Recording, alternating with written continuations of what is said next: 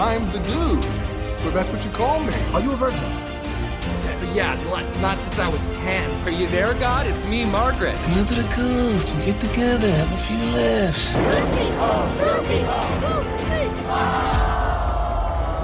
Gentlemen, you can't fight in here. This is the war room. Can I return it if it doesn't fit? It always fits. Eventually. Welcome back to Movie Mingle. I'm Caveman. And I'm Maggie. And today we are on episode number 65. Can you believe it? And we just watched Black Panther. Fucking Wakanda forever, my dudes. Spoiler alert, I'm going to be blowing the shit out of this film. I think I forgot what a good movie this is because I haven't seen it in a hot minute. But watching it again with the eye that I now watch movies with, it's an even better movie. So fuck, I can't wait to talk about this one. I'm going to cry, guys. Heads up. I will cry at some point. At least twice. Well, and, wouldn't it be your first time today crying? Nope. No, it wouldn't. Because it is, as we record, Mother's Day today. Hello. Happy Mother's Day. Thank you, Shapoofy. To one of the best mothers ever. Come on, man. I just got over crying from what the kids gave me. Christ. Oh, and they outdid themselves this year. I don't think you read those letters. I don't think you should. Those are for me. But holy shit. I guess I got something to look forward to for Father's Day. Plus, one of them drew a little figurine that I'm like, I'm going to get this tattooed on my body now. Like, this is my next tattoo. So, God damn it. Anyways, thank you for the Mother's Day wishes. I love you. And, I can't wait to talk about all of the mothers in this movie. And I mean that in the internet parlance of every woman in this movie is mother.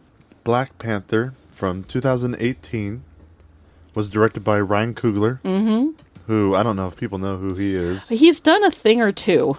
Don't know if he's come up in the news anytime recently. There might be a movie called Sinners that if you haven't seen, put this on pause, go see it, and then come back. We're not going to spoil it or anything. It's just that it is that important that you see this movie as soon as humanly possible. Especially in the theater. Especially if there are any IMAX screenings left. Yes. Holy shit. They extended their IMAX run for it. I've gotten at least 4 of my coworkers to go see that movie. So, fucking go see Sinners. It's amazing. Absolutely amazing. Ryan Coogler's first film was Fruitvale Station. Also starring Michael B. Jordan. Yeah. It was, I think, maybe based off of a true story. It was, about an African-American gentleman who was murdered by the cops. Well, I mean, it wouldn't be Ryan Coogler if he wasn't trying to, really just, stop you in your tracks and try to just make you see what's going on. Learn, teach. As we've seen with Sinners and Black Panther now, he really likes to dangle the superhero, hey, want to come see a superhero movie? Want to see a vampire movie? Yeah, want to see a vampire movie? And then you go and watch it, and you're like, oh, shit, this is much more than just a vampire movie or just a superhero movie. I have a thought about art and how it opens your eyes to other people's struggles, but I will save that because I don't want to talk for the next 25 minutes and derail us completely. But we will get back to what Black Panther taught me about how art can teach people and what a beautiful thing that is. So continue on your way, my dear.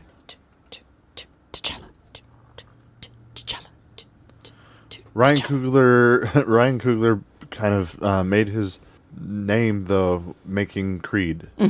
I remember hearing people talk about Fruitvale Station, but in that way that you talk about an indie film. Right. It was like people were like, hey, have you seen this? This kid's going places. And then Creed came out, and I think that's what got him his first critical success. Yeah, that was 2015. And I haven't seen any of those movies. And people talk about them. I saw 2. I saw 1 and 2, but not 3. 2 I didn't care for, and 2 was also not directed by. Yeah, it was Stallone took it over, right? I think Stallone, and then the third one was directed by Michael B. Jordan. Do you think I would watch, or excuse me, do you think I would like Creed? the first Creed, I think you would like. Have you ever seen Rocky? No. Okay, we might have some work to do. Well, to be fair, as we analyze what will be season 2 of this podcast, I'm pretty sure Rocky will be on it in some capacity. So, I mean, it's in my future. I'm just saying that, like, I enjoy Ryan Coogler's stuff so much that I don't know why I wouldn't like Creed as well. But, you know, if you think I need to watch some other movies first, then fuck it, let's go. I mean, that for second season, Rocky, the first original Rocky, would be quite an interesting movie just to talk about with you. Yeah.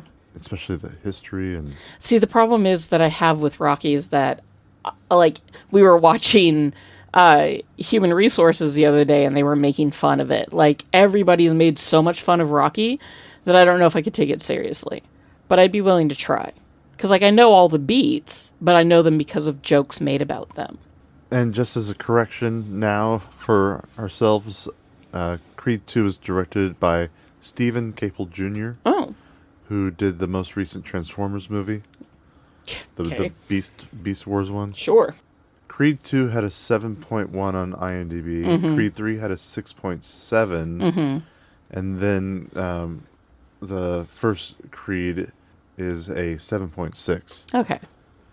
Black Panther also received a 7.3 from IMDb. Interesting. Okay.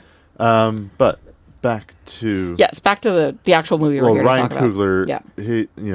he also did Wakanda Forever, the sequel, and as we said, Sinners, and upcoming project Eyes on Wakanda coming from Disney Plus. That's a show about the...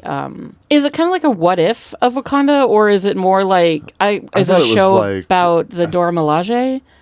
Oh, I was hoping that it was more of like like an anthology of stories in Wakanda? Yeah, just people... Fuck it, I'm down. Maybe them working... I mean, it's called All Eyes on Wakanda, yeah. so it's like... It makes it sound like they are doing their outreach program that they were planning on doing. So Black Panther was also written by Ryan Coogler. He also wrote all the other movies that I listed above that he directed, because he always writes and directs his movies. He also wrote Creed 3, or at least the story. Black Panther was co-written with Joe Robert Cole. He wrote a movie called Amber Lake. He also wrote Wakanda Forever, and another movie called All Day and a Night, about it's starring Jeffrey Wright, and it's about a kid who commits homicide and the movie's about him dealing with those consequences. Interesting. Of course, the GOAT. I mean, we've got a few GOATs when we talk about composers because we love them all. Yeah, but I mean... But Ludwig Göransson has been proving over and over how much of an amazing composer he is. At the moment, I would not only is Sinners put him... got a great soundtrack, but... Oh, God, it's tough. I might have him at, like, my third favorite composer of all time. Because, can I guess your 3? Yes. If he's third, I'm going to say Michael Giacchino's 1. What, is there somebody else that's not one? That's not... I'm torn between Hans Zimmer and Michael Giacchino. I was about to say Hans Zimmer's number 2. But then I sat back and I was like, oh, but like fucking the King Arthur score and fucking Interstellar. I mean, Hans Zimmer has more... like Rogue One and under fucking his belt. Star Trek. He's a very seasoned composer, whereas Michael Giacchino's still a young man. Yeah, but in the composing world. I think that is one of those things where they're always going to be kind of circling around each other. Sure. The next movie you see, like when you watch Fantastic Four, you're probably going to fall in love with it. And then like Dune 3, you might just be like, yeah, fuck, it's hard to say. So, but that being those 3 men being my top 3, like, how can you go wrong? Like, for fuck's sake, how can you go wrong? I've loved Ludwig Göransson since Community and Happy Endings. Yeah. For years, and I have said this in almost every single podcast we talk about Ludwig Göransson. He has a song called If I Die Before You, and it's one of my top 5 favorite romantic songs of all time. It is so sweet, and it is so cute, and it fits you and I perfectly, sweetie. And I love that song, and it's from the Community soundtrack, which I own. I bought the Community soundtrack. So That sounds about right. yeah. So I have loved Ludwig for years. So sometimes even he might be in like the one or two spot. But those three men are definitely my top three. That man, he is such an incredible artist when it comes to conducting a score. He is, I mean, look at Oppenheimer. Look at what he did with Sinners. Like, this man is a genius. And he has such a deep respect for music and for culture. The fact that he's just like pale guy from Sweden, and he knocked it out of the park when it came to setting the score of an African-placed story. Right? And he did it with love and affection and respect, and it's so fucking good. And if people are out there wondering, like, well, why did Ryan Coogler choose this guy to do his... They've been working together since Creed, but even in... They were friends in college. That's how they met. Friends with college. So these guys have known each other forever, and they love and trust each other. Yeah, every single movie Ryan Coogler has directed, Ludwig Göransson has been right there composing the music for it. And I hope he never does a movie that Ludwig is not there for. Oh yeah, it's like he hasn't kept the same cinematographer. No, which that's is okay. fine because a lot of them don't. Which is also fine because they don't want cinematographers work too. Like they're they do, and they don't want. I mean, other than like Martin Scorsese and Tarantino, they definitely want their films looking the same way every time. Yeah. Well, but I mean, like Nolan's stuck with a couple. Oh, but of course, the best guys have their 2, probably 3 cinematographers. But when it comes to composers, yeah, I feel like the music is as important as cinematography. Absolutely. And sometimes even more so. Yeah. So, yeah, like I never want to watch a Ryan Coogler movie that is not scored by Ludwig Göransson, and I will listen to every single Ludwig Göransson score regardless of who directed it or what it is. Oh, so, sure, yeah. Like I love these men, and I love their professional relationship, and I would love to know what their friendship was like. I would love to sit in the corner of a bar slightly drunk watching these two also slightly drunk talk to each other. That would be amazing. I mean, most recently, we all know Ludwig Göransson mainly from The Mandalorian. Fucking goddamn it, The Mandalorian. And Sinners, like we've said, and Oppenheimer, he won an Oscar for. Yeah. And he also won an Oscar for Black Panther for the music on that. Actually, something that I wanted to say about Black Panther, the first issue, or the first time Black Panther appeared in the comics was in a 1966 issue of Fantastic Four. And it was written by Jack Kirby. Do you know who was originally in the running? Well, not in the running, because there was never really a list or a running, but originally somebody was going to be Black Panther, and it wasn't Chadwick Boseman in the beginning, and it was all the way back in the early 90s that people were talking about making a Black Panther movie. Would it have been Wesley Snipes? It was Wesley Snipes. Yeah, see, because I couldn't imagine it had been anybody but him to play this role. I could see the studios being like, well, what about Will Smith? But I couldn't see... Will Smith wasn't around in 92, though. Oh, in 92? Well, you just said the 90s, so I was thinking like the later 90s. Sure. No, right? Like, you can't see... Like, if you were to say, cast Black Panther in the 90s, everybody would say Wesley Snipes. Every single person. Wesley Snipes, he wanted to do a Black Panther movie. He was the one who wanted to do it. He wanted to make it because there were no black superheroes. Movies, especially comics that were birthed from DC and Marvel. Africa in general... they had a bad time in the early 90s. Bad time. 80s to and portrayed 90s. Terribly in Hollywood films, of course, throughout Hollywood's history. So yeah, after Demolition Man, he was like, I want to do a Black Panther movie. And he talked to the studios. Columbia Pictures was originally interested. Stan Lee even joined in to be like, okay, let's do a Black Panther movie with Wesley Snipes. Man, that would have been It started to enter early development. Yeah. Wesley Snipes had meetings with screenwriters and directors. once in 1996, that was when nothing really, the steam kind of fell out of it. And then Stan Lee said that he had not been happy with any of the scripts coming through, and which is probably a good thing, because much as it would have been great to get a movie with Wesley Snipes like that. Of course, he was already doing Blade. Yeah. And eventually, he had a choice.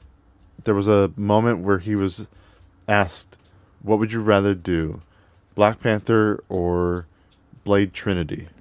Whoa. What is life like in that universe where he chose Black Panther? Do we have a female president? Is everything okay in that said, universe? Even though he could have done both movies. Yeah.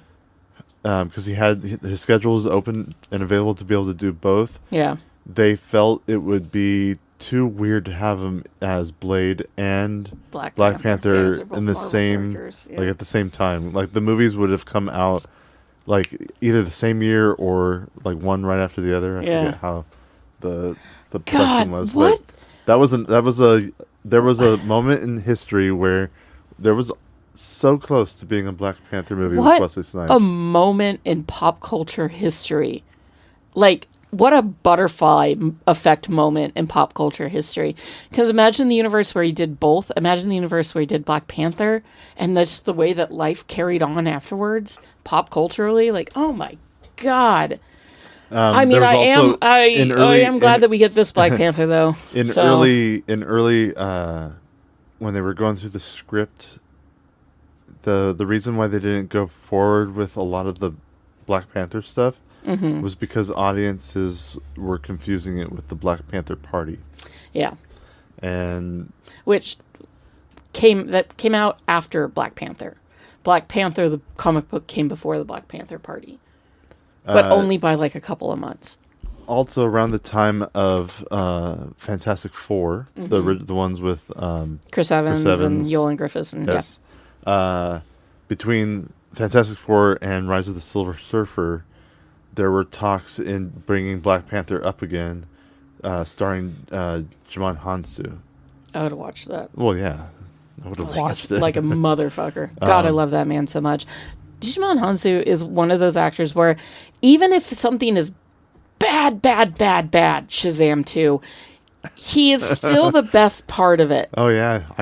He's always entertaining. He's always charming. And you know what I love most? Whether he's evil or good, yeah. Yeah, but my favorite thing he's ever done was when he did the Marvel What Ifs, and he played his character from Guardians, and he played it so goofy. He's so goofy and over animated, and just happy. His character is completely opposite of his. The way I have love for that version of that character. We'll talk about that more when we watch Guardians, but this is going to be a long one, folks. But no, I love Djimon Hounsou, and I would have watched the shit out of him as T'Challa. But again, what is life like in that universe? Oh, I need like a fucking amber spyglass or some shit so I can see into these other universes and watch these other movies. They knew that they wanted to have a Black Panther movie in the MCU. They knew they wanted that character to come in. Yeah. They just were trying to figure out when. Yeah, when and how. Yeah. And don't you see the name Wakanda on a screen in Iron Man 2? They might have been on, I think it's on the screen. They were going to do more than that in Iron Man 2. Yeah. They were going to, like, introduce, I think they were planning on actually introducing Black Panther in that movie. That would have been a choice. And then they thought, okay, maybe we'll introduce the world of Wakanda in Iron Man 2. And then I think they just they dropped us that little on the screen. Little nugget for the future. And then it wasn't until the word vibranium was used in, I guess, Captain America. Yeah, the first Captain America. Where they're like, the idea of how to bring about Wakanda and Black Panther into the world of the MCU. That was kind of like what really sparked it. Yeah. And then Chadwick Boseman, he did not audition for the part. He instead just discussed what he wanted to do with the part with Marvel. He was paid $2 million. Like a really just like. not a Chadwick. big. Yeah, I know, not a big.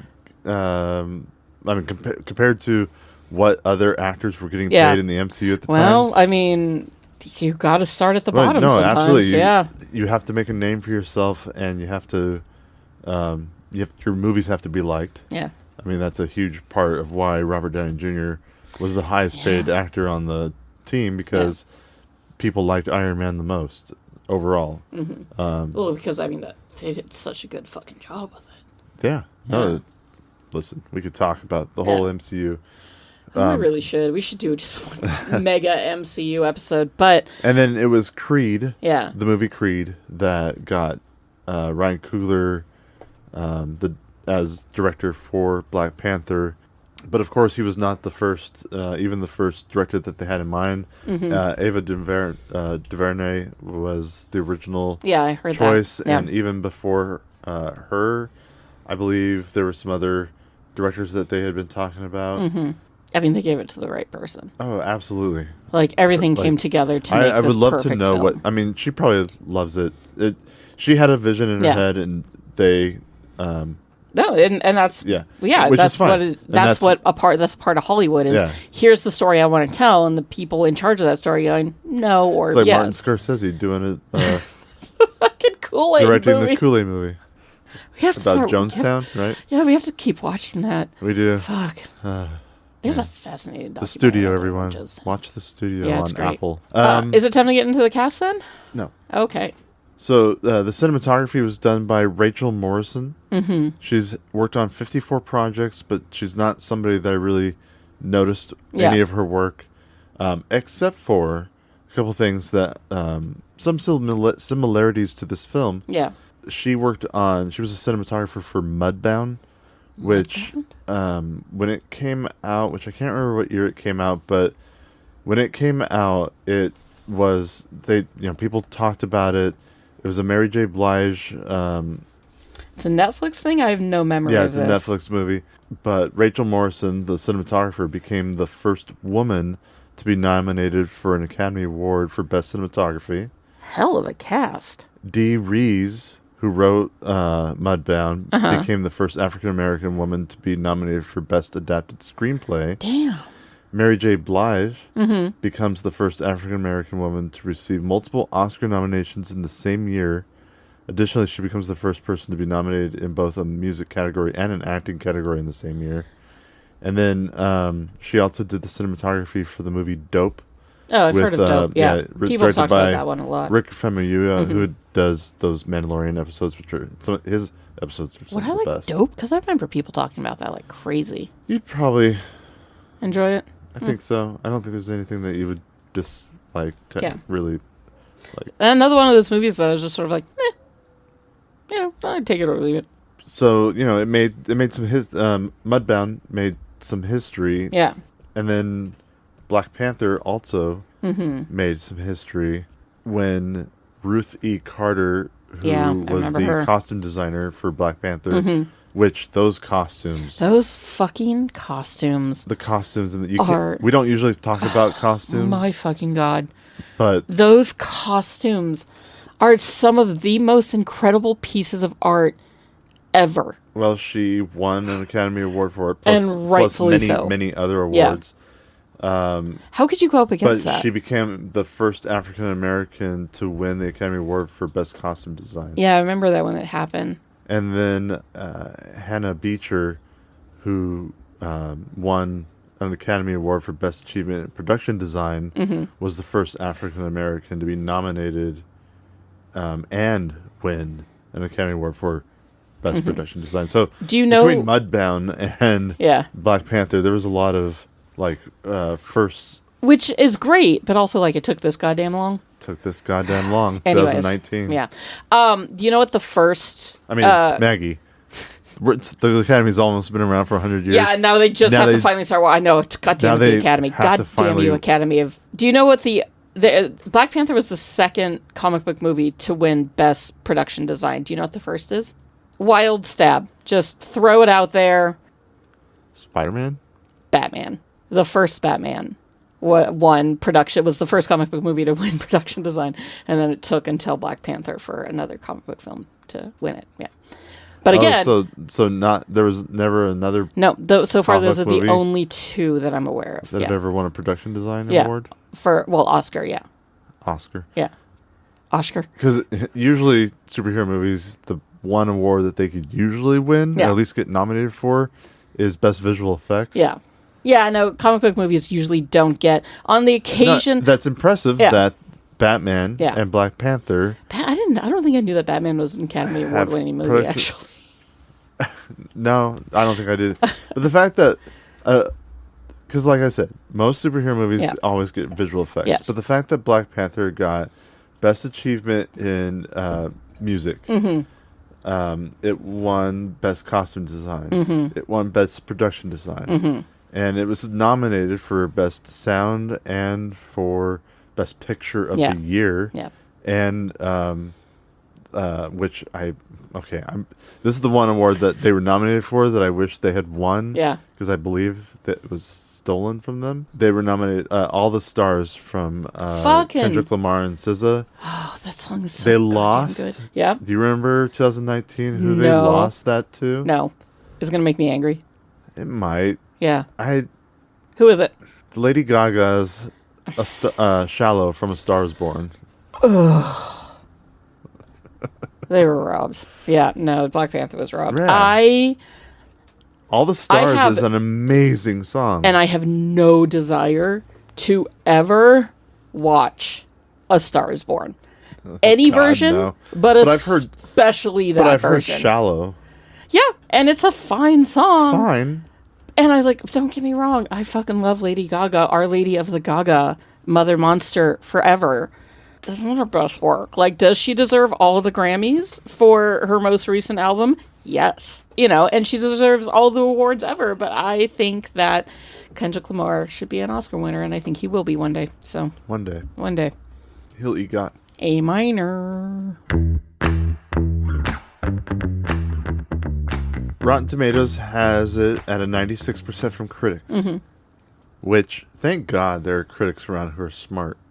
You know what? Because it's not like it's a complex story. It is a very I'm a little surprised because basic it superhero is story. There are a lot of basic parts to Yeah, it. there's a lot of like old But- tropes. But with Ryan Coogler, it's the layers that Oh, are no, no. in those tropes. It's done so well. Yeah, and I have And the issues. world is so rich and lived I have in. issues with the third act. Yeah, who doesn't? Everything kind of falls apart with the CG fest, but Look, we will talk about it, and I wholeheartedly agree. But the that fact doesn't that ruin the movie the for fact me. that critics still gave it a 96% But that's 'cause tells it's so me fucking good, well, it is. it tells me that they caught on that it wasn't just a superhero film, Yeah. that it had those layers, kind of like Joker.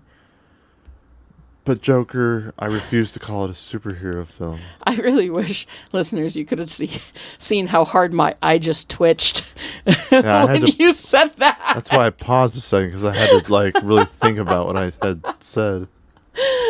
My whole eye just went, ooh. It's like I just took a bite of a lemon. It's like you're trying to keep in a vomit. It's like Joker. Okay, 79% from audiences, which doesn't make sense to me. It does. There's racism in this world. Well, yes, people can just bomb the No, it Rotten absolutely makes Tomatoes sense site. to me because of racism. And I don't even think that it's them bombing it and doing it on purpose. I just think they're genuinely like, I don't like this movie. Because there aren't a lot of billion-dollar making movies Yeah. that only get it 79%.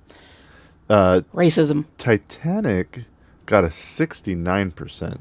Noise. And And also, it's one of the that movie's highest- not great. But it's one of the highest grossing films ever made. Yeah, but it's not great. It's like the second. I think it's or Yeah. first now. I don't know. No, because Avatar. It's fucking, Hit yeah. and Avatar keep going back and forth. No, Endgame and Avatar keep going back. Oh no, because you're right. Because he keeps releasing. because them. he wants to be the one on top. Because Of he's course. got Well, this. James Cameron likes being on top. Obviously, you can tell.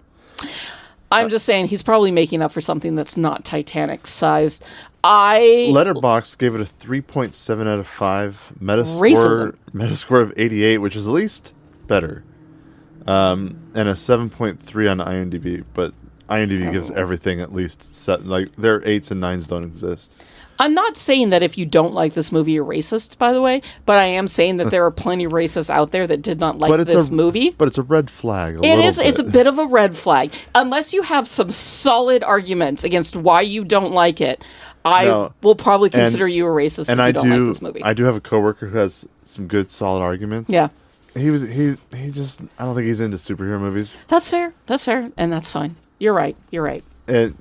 So this brings Black Panther to an average of 82%, which is still That's a fantastic. Yeah. Racism aside, racism should never be put to the side. No, you should never say, as a white man, you should never say racism aside. You know what? Let's put racism to the side right now and just ignore it. Again, I'm not saying that if you don't like this movie, it makes you racist, but unless you have a really good fucking point. You know what I'm saying? Like, I know people in my family that would not watch this movie. So. And it has nothing to do with superhero movies? Oh, no, it has nothing to do with superhero movies. Yeah. So. I've never met these people. Black Panther was made for $200 million. Fucking throw more money at it. So, something else that I wanted to talk about was, how does Ryan Coogler get these films? Because he's a great fucking artist. First of all, he is talented. Yeah. He's a talented genius. Yeah, and he seems to be... I've never heard a bad story about the guy. And he's a filmmaker who loves to make films. He loves film, and he's a big old nerd from Oakland. Like, he seems genuine and cool. Creed, of course, it's a Rocky movie. It's a sports movie. Yeah. It's a boxing movie. So it's not going to get, like, massive... It's not going to be, like, this massive money-making film, but it was still a huge hit. It made... in 100 days, it made $109 million domestically, and it was a $37 million film. Yeah, $109 million in 100 days. Mm-hmm. Yeah, and like I said, just domestically, and it only cost 37. So big hit, huge hit for the cost, and it was received very well critically, and audiences loved it. So. He's given a superhero movie. Yeah. And why not? He is a whatever he told Marvel Studios to get the job. Like I said, he didn't audition, but he at least had a story that he wanted to tell, and he told Marvel, and they were like, "Yes, that is the movie we want." Yeah. And they gave him $200 million to make a Black Panther movie, which at the time, this was at the height of MCU. Yeah. And they're like, it's a sure deal. Like, this is obviously, I like to think that they're just like, this is an obvious hit. I mean, 200 million is a lot. That's what we give really expensive animated movies these days. So his next movie, Black Panther, it made a few bucks. Yeah. One or two. It made $700 million domestically. 700 million. Over triple it. Not only did it make 700 domestically, but it was a huge hit internationally. Oh yeah. Making 650 million. One of the biggest home media amounts that I've seen in a while. 105 million bucks on home media for a total of $1.45 billion. Good fucking job. And every single penny of that is deserved. And I'm so glad this movie didn't flop, because when the Marvels flopped, all those ugly, awful white men on the internet were like, "See, nobody went to see a female superhero movie. It's proof, blah, blah, blah." And, like, I couldn't imagine what would have, the vitriol of hate that would have come Black Panther's way had it flopped. But there's no way it was going to, because this movie's fucking great. The first week it made $300 million. Yeah. First week, $300 million. I mean, they got my money twice that weekend. And then, another $100 million the second week, because it started, but it was still climbing. Like, I think word of mouth, everybody just kept going and going, because it just kept going up from 4 to 5 to 6. Sinners is kind of doing the same thing right now. Fuck yeah. Where it's doing that big skyrocketing, and it's even above what projections initially were. I'm so fucking happy for that. Right now it's resting in between what Wakanda Forever did and what Creed did. You know what? It's not like it's not. It's not a bigger hit than Black Panther, than a superhero movie. But no. I'm so glad that it's making money. I mean, the other thing is, you take your kids to go see superhero movies. So many kids saw this Black Panther. Oh yeah, obviously, Sinners is not a kid movie. No, but which it actually kind of makes it a little bit more impressive. But because it's one of the best money-making R-rated films and horror films, and it's one of the best rated horror films. Oh, this movie is going to get some Oscar nominations. It did fucking better. For sure. Music alone, cinematography, cinematography. Sound. Oh my god, there's so many things that it should be nominated I had a coworker who I don't really think knows a whole lot about movie talk to me about how great the sound design of Sinners was, and I was like, I'm sorry, I didn't think you knew those words. Like that. Oh god, that movie is so fucking good. Huge thing. But I'm so glad because it's an original story about a historic time that I knew nothing about. Well, I actually knew some about because, I was raised by a music lover, so I do know a little bit about the blues and its history, but not enough and not that much. And I saw that trailer and I was like, scary vampire movie, no thank you. And then I had enough people talk me into that theater seat, and I walked out going, this is the best movie I've seen all year. The only other film that I've enjoyed as much seeing on the big screen this year, the only other film that brought me that much sort of pure, incredible joy was RRR. Was watching that on the big screen, because just seeing that movie on the big screen for the first time was a fucking experience. Oh, yeah. That theater experience. It was that, and it was Interstellar, which was that last year, or was that this year? That was last year. Yeah. Okay. So So watching RRR on the big screen and watching Sinners on the big screen have so far been my two favorite cinematic experiences this year. Dogma is a close third. The fact that Sinners is the only original film. Pride and Prejudice? Oh, fuck you. 25th anniversary. Oh, fuck you. Oh, yeah, no, that goes about... it doesn't go about... Yeah, it goes about Dogma. Because I got to watch that movie with my child for the first time, and I got to hear a woman, go... during the hand flex scene. But still, anyways, I'm just saying Sinners is a fucking great movie. Go see it. It is. Go see it. I know this easily can become a Sinners podcast. So, because there's a lot of we may a lot need of crossover. To just do... we should go watch the movie again. Or actually, yeah. I was going to say, when Sinners comes out, we will when I get Sinners on 4K, drop a bonus episode of Sinners. Just like when... coming up very soon, when Andor ends and we watch Rogue One for the first time, I'm going to need to talk about it, which means y'all are going to have to hear it. Yes, there's going to be a post-Andor podcast bonus episode. Yeah, about Rogue One and Andor. About Rogue One and Andor. So get ready for that if you're interested. Buckle up if you want to hear Maggie cry. You'll see that just pop up one day. Whew. Actually, probably next Wednesday, I'm guessing. I mean, if we can crack it out that quickly. We'll see how we do. Oh my god, it's so close. Oh, I'm not ready for it to end. Wakanda Forever made $900 million, and so you can understand everyone out there who doesn't get it. Yeah, get why Ryan Coogler got such a great deal. Why he got such a great deal when he made Sinners. Because he making the money. They're like, look how great your movies are. Yeah. Sure, we'll give you a not really small budget, but like a mid-sized budget, not Marvel Disney money. No, but go make this movie we believe in. Under $100 million. And make us the money. And they made them money, which means he made money, and I don't understand why everybody... Oh yeah, because racism. The Black Panther cast. Oh my fucking god. Such an amazing cast. So... First one. Watching this movie the other day, I was thinking about how much I loved this cast. Because I love every single person in this cast. And I love each and every character almost on the same level. There are a few characters that I'm like, I don't really understand your reasoning there, buddy. But it doesn't mean that I dislike the actor or what they did with the character. Every single person on this cast is flawless. And as I was thinking about it, it's my favorite cast in the entire MCU.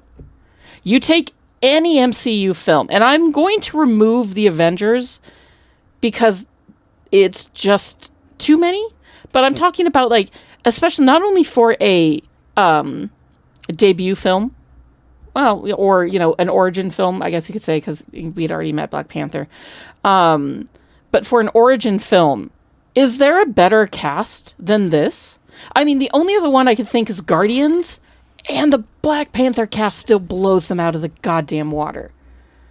Like, and the other thing that I was thinking about too is, and the reason that I feel like I'm right in saying this, is that anytime I see one of these characters in another movie, essentially any other time I see the Dora Milaje, or watching What If, and it's one of Chadwick's last episodes, or it's the one about Ramonda being a badass fucking Dora Milaje, or no matter what it is, I see these characters and I am so happy, and I hear that so music, cool. and I am so happy. Like when they show up in Falcon and the Winter Soldier. Falcon and the Winter Soldier. Oh my god, the Dora Milaje are responsible for my favorite line in all of, pretty much, like, one of my top 3 favorite lines in all of Marvel. All right, what is it? Looking strong, John.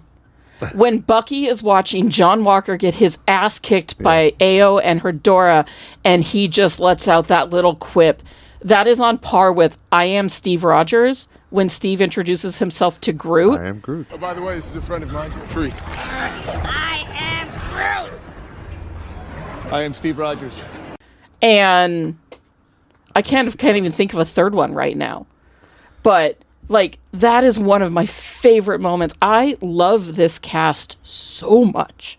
So anytime I see them, I'm happy. My favorite is when she says, move or be moved.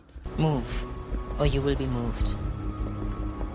As entertaining as that would be. And there's my third favorite line in all of the MCU. So like, I love Well, speaking these of Chadwick characters. Boseman, Oh my god. Black Panther himself, T'Challa. We've talked about it twice now because of Infinity War and Endgame. T'Challa. It's crazy how often Caveman and I do that in our everyday life. It's so cool. Yeah, I know. Sometimes we'll just be like at Costco and we'll all of a sudden just be like, T'Challa.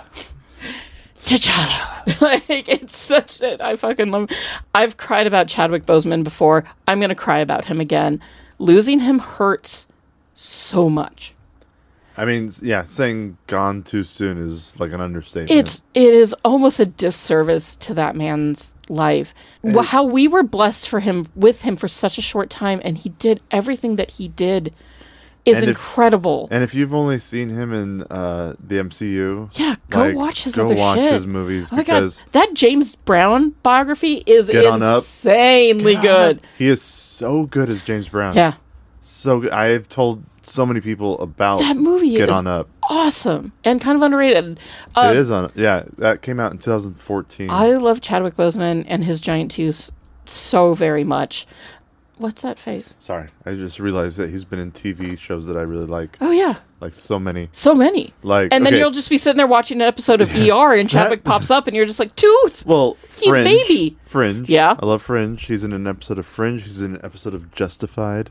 Fucking, I've seen that episode. He's in an episode of Castle. He's in an episode of Lie to Me, ER, like you said. When he was baby and just that big tooth. And of course, you know, in his early years, he did like the 4 shows that you do when you're in, struggling actor trying to get those parts. Soap operas. Soap opera. Sitcom. Soap opera. Yeah. Then he started doing, drama, TV drama. Yeah. So All My Children. Yeah. And then Third Watch. Yeah. He was in an episode of Third Watch. Law and Order. Of course, everybody's got to be in Law and Order. Everybody's in Law and Order. Yeah. I've been in Law and Order. You've been in Law and Order. I have. Yeah. CSI New York. Yep. With CSI franchise, absolutely. And ER. ER. Yeah. Yeah. And then Cold Case was another one. No, this man worked.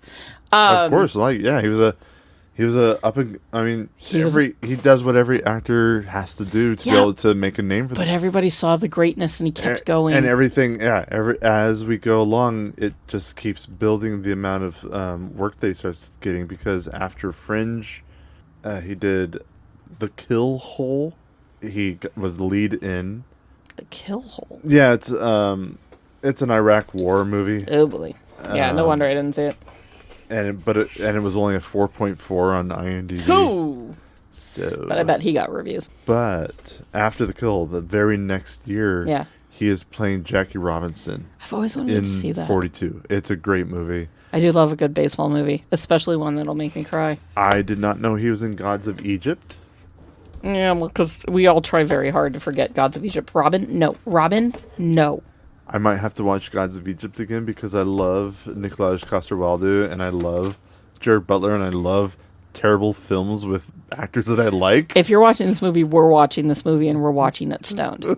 Just setting that out there. I'm already thinking about watching Gods of Egypt just so I can see Chadwick Boseman for a second. Just be like, there he is! But after Gods of Egypt, he did, he became Black Panther.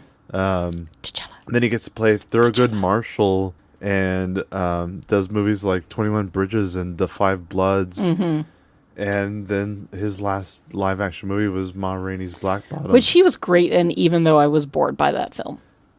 We didn't finish it. We never finished it. But he was great in it, but I was bored by the film. It was an interesting idea. It was definitely like a phone booth type film. Didn't he win the Oscar posthumously? Posthumously? Yeah, I can't say that word. Neither can I. I'm pretty sure he did, because I remember his wife going up and accepting it. I'm not saying he deserved it, because he was great in that film, but otherwise, that film, I don't know, I was very bored by it, but he was wonderful. And I understand also that why he got the Oscar. We lost him too goddamn soon, and I still cry about it. Like, especially if I'm in a mood where I want to, and I haven't been in this mood in a while, but I might be soon considering how much Robin. No. I might be in the mood soon considering how much we've been talking about Chadwick and Black Panther and the MCU and whatnot. Like, I haven't had a good, last hour of Endgame cry since we watched Endgame. So I might need to go put on that last hour and watch that movie, because every time I see him and Shuri and Queen Ramonda on the balcony in Wakanda, I fucking bawl my face off. But sometimes after I watch that and I cry and I need to feel better, I watch him on Celebrity Jeopardy on SNL. Because it's one of my favorite things in the world. He's so fucking funny as T'Challa on Black Jeopardy. And Black Jeopardy is already one of my top favorite skits of SNL. Like that, when it comes to Kenan Thompson, for me, it is Black Jeopardy and What Up With That. And I am a passionate supporter of What Up With That. I love that skit. People fell in love with him instantly. Yeah. As a hero, as an actor. So much to his community. Great guy. And for them to lose him so young and so suddenly. He died at the age I am at now. Oh, yeah, I don't like that. No, nobody should. People should not be dying at my age or younger. And it makes me sad, and it also makes me a little angry, because I only ever saw Wakanda Forever once, and I cried the whole way through, and it hurt too much to rewatch, so I haven't seen it in a while. And I kind of want to rewatch it, but the characters in the MCU lost T'Challa too soon. Shuri lost her brother too soon. She shouldn't have had to have grown up the way she did. Wakanda Forever was... Shuri should have been the goofy, smart, brilliant teenager out there fucking around with Peter Parker, which is all the internet ever wanted, was just to see Shuri and Peter in the same room together working on sciencey nerd shit, and how much fun that would have been. Chadwick's death changed the course of these characters' stories, and I love these characters so much that it makes me mourn that. I sometimes sit back and cry when I think about how Bucky felt when his friend T'Challa died. So, I'm just saying, we lost the man too goddamn soon, and I will miss him every day. I mean, just watching the actors in Wakanda Forever react to T'Challa's death. God, that movie was a funeral, and it was so hard. But But also knowing that they are also thinking about Chadwick Boseman at the same time, it's heartbreaking. And that's the other thing. This cast is a family, and they lost their Robin. Fucking why is it now that you love me? Why is it only when we're recording that you show me any sort of affection, and the rest of the time you're like, fuck that bitch? But if we're recording, you're like, you're my number one. Why? Michael B. Jordan. Fucking goddamn it, is that man so goddamn hot? And I don't mean to just base him, just be like, oh, he's only attractive and that's it. No, that man is so talented, and he is such a special actor. And that man can seethe on film better than anyone I have ever seen. Ooh, that's a great word. Yeah. And a great, like... when I say seethe, you see Michael B. Jordan making that face. Tell an actor, hey, I need to see a seethe. Yeah, this calls for seething, and Michael B. Jordan's just like, give me a toothpick, that's all I need. I got this.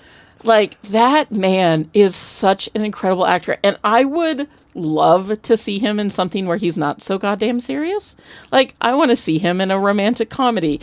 I want to see him in a comedy in general. Robin. I want to see this something man... a little more lighthearted. A little more lighthearted, right? Because he is such an incredible actor, but, like, he's so goddamn hot. Why has there not been a rom-com with him in it? I never watched Friday Night Lights. No, I didn't either. But... Not the movie, not the show, none of it. But I've always liked Kyle Chandler. There are a lot of young actors that were in Friday Night Lights. Friday Night Lights was like... He's in 26 episodes. Yeah, it was like this newer generation's band of brothers. You watch it and you're like, oh shit, look at that guy. Like, it's the slightly younger generation's band of brothers because everybody was in fucking Friday Night Lights. Michael B. Jordan was also in Lie to Me. Law and Order Criminal Intent. Yep. So all those in CSI, fact, everybody's got to be in a CSI. Who's in Michael B. Jordan and Chadwick Boseman played the same character on that soap opera. All My Children? Yeah, like Michael B. Jordan Reggie did it Porter first. Montgomery. Michael B. Jordan did it first and went off to, had a scheduling conflicts or left the show or whatever, and Michael B. Jordan stepped in for him. Michael B. Jordan did 59 episodes of All My Children where he played Reggie Porter Montgomery, who was a character that Chadwick Boseman also played beforehand? Yeah, beforehand. Wow. Yeah, you didn't know that? I remember them talking about that when Black Panther came out, that they played the same character. He was also in 13 episodes of The Wire, which is a massive movie or TV show on HBO that people have constantly told me, Never seen you need to watch The Wire. You need to watch The Wire. You need to watch The Wire. You need to watch The Wire. At this point, it's almost like, I'm like, well, I'm never going to watch it now. Well, like, you've ruined it. Yeah, like you've ruined it for me. Like, I've watched episode 1 of Sopranos, and I was like, okay, episode 1 looks interesting. Is he going to be in therapy the entire show? Well, that was the point of it, right? Of the show? Yeah. The point of The Sopranos was being in therapy? I thought the point of The Sopranos was I've never seen the show. How do I know what the point is? I always thought that it was like, part of it was like the fact that he's a gangster going to therapy, talking about all of his gangstery sins. Sure, I figured that was like a part of it. Like, but is that the whole series? Is that the entire show? And the other reason why I'm never going to watch The Sopranos is because of how people felt about the series finale. Oh yeah, nobody liked it. Like, and so why am I nobody gonna... liked the end of Lost. Nobody likes the end of Game of Thrones. I'm just saying that, like, if I see a show, so okay, for instance, that show Killing Eve, right? I have so many friends whose judgment I trust explicitly about that show, or about their taste in entertainment. So when they say, "Hey, you should watch this," I'm probably going to watch it, and they were so angry about the end of Killing Eve, and the internet and everyone was so fucking pissed about the end of Killing Eve. I'm like, I'm never going to watch it now. Like, why would I watch it if I know that the ending is shit? So I'm not going to watch it. Of course, Michael B. Jordan was also in one episode of The Sopranos. Robin! I think one of the first things that I personally ever saw Michael B. Jordan in was Red Tails. Mm-hmm. I remember that movie. Because it was such a, like, people were talking so much about the they're Tuskegee like, oh, they're finally going to make a Tuskegee Airmen movie, and, like, it's finally happening. I think we had a friend who was related. I knew a guy who, his grandpa was connected to Tuskegee Airmen, yeah. So, Michael B. Jordan was in Red Tails. Wasn't a great movie, though. No, but it was at least something that he was in that I remember watching. Yeah. And I just wish it had been better. I just I knew it existed. I watched it. That was one of those things that when it bombed, people were like, "Oh, you know what? It bombed, right? Nobody wants to see movies about black people." And I just remember being like, "God damn it!" Like, it bombed because it was a bad movie. That same year, he was in Chronicle, which when that movie came out, you really loved that movie. Massive. Well, It was written by Max Landis and Josh Trank, and Josh Trank tried to make a Fantastic Four movie, but that failed horribly. Yeah, it did. But he made Chronicle, and Chronicle was at least a really interesting take on what happens if just a random weird kid gets Superman's powers. Yeah. Essentially, I mean, there's a lot of movies like that, not just Superman or... Yeah, no, there's a lot of films like that. There's another one like James Gunn produced one of them. Oh, Kick-Ass? No. Super? No. Oh, well. He directed that one. I never liked those. I'm not going to lie. I haven't enjoyed the subversive side of superhero stories. I did not particularly... It's been a long time since I've seen it, but I did not particularly like Kick-Ass. I did not like Super. I don't really care much for Invincible. Like, I get it. And same with The Boys. Like, what if people actually had these powers? They would be terrible people. I know that. Like, I totally 1000% get that if there was a real-life Superman, he would be more like the guy from The Boys than he would be like Clark Kent. I know that. But, like, I don't want to watch that. I want my shit to be uplifting and hopeful. I don't want it to be humanity is awful and doomed, because I already live in this world. So I don't like those versions of those stories. And I, respect that other people do, but, like, God damn it, like, there's a reason why I don't watch The Handmaid's Tale, all right? Like, I want my shit to be upbeat and hopeful. Like Andor. Lupita Nyong'o. Love Lupita Nyong'o. Us is I know Maggie has not seen Us. I haven't, no, but I Lupita really Nyong'o like her is in it. one of the most beautiful human beings to ever exist.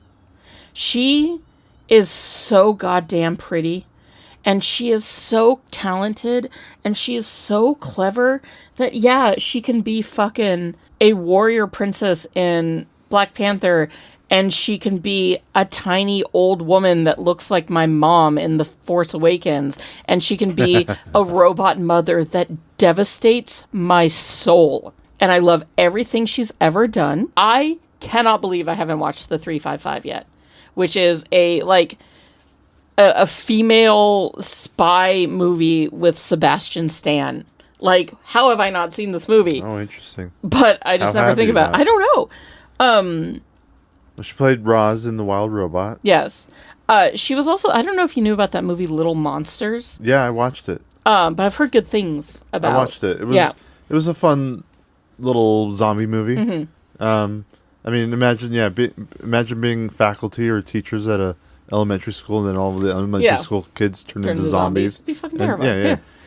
So it was fun, and she was fun in it. But she... I mean, what's not fun about zombie kids? Also, like, she was terrified of cats, and then she adopted a cat in the last, like, year and a half, 2 years. And now, like, most of her Instagram is how much she loves her cat. And it's so fucking wholesome that it's only made me love her more. And she's in one of... I wouldn't say one of my favorites, but she's in a great episode of Big Mouth that you and I are coming up on soon. I was going to say, I saw that she was in a later season. So, Lupita, we salute you. Please keep being stunning in every conceivable way. Keep knocking it out of the park every time. Denai Guerrera. I always thought it was Danae. You're right, it is Danae. Danae Guerrera. We talked about her in Infinity War and Endgame. I would let this woman stomp me on the neck. I love her so much. She is so beautiful. She's so talented. I still remember years ago, back when TV was really good, I remember watching The Walking Dead, and the season was coming to an end. It was the finale, I believe, and I think Shane had just gotten his head blown to pieces. No, that might have been a later episode, but it doesn't matter. Yeah. When she shows up as Michonne, and you don't see her face at the end of that season. Yeah, you just see she's the got silhouette. She's got zombies on a chain. Yeah. She's got her sword. Everybody knows the character, and it probably wasn't even her that last episode, because they don't show her face, I don't think. I could be wrong. They may have shown her face and she was already casted, but I'm pretty sure you don't see her face until the next season. Because it's the silhouette. Yeah, it's just a silhouette. Yeah. And and then Walking Dead was another one of those shows that just kind of started petering out and not really being interested in it. And I didn't, once Rick died, I just watched people's reactions to it instead of watching entire hour episodes. Yeah. And I watched the first episode of the show she's doing with the new Walking Dead one with Rick. That just her and the character Rick are doing together. It was fun. It was fine. She's still a badass. And even in Black Panther, she is the biggest badass. Everything she does in this movie. I cannot tell you how much I wrote about Okoye. I mean, we've already watched, because these are out of order and more in order of the way people interacted with these movies. We've already seen her and T'Challa in Infinity War and Endgame. And every time they show up on screen, whether it's her or T'Challa, you're always really happy about it. But she, as the head of the Dormelage, so fun to watch. Her chemistry with everyone. The way that, you feel like... Okay, first of all, I wrote Okoye's name 6 times in my notes. Oh, boy. Because my love for Okoye has existed since the second I saw her. Yeah. And I have talked, even years ago, I would, tweet shit about how badly I want a buddy road cop movie, or buddy cop road movie, of Okoye and Everett Ross traveling across America on the pursuit of a dangerous criminal. That could be made just for me, and I would love it, because I love them. But the thing about Okoye and the way that Danae plays her is that you feel like she can make fun of T'Challa to his face, and T'Challa takes it lightly.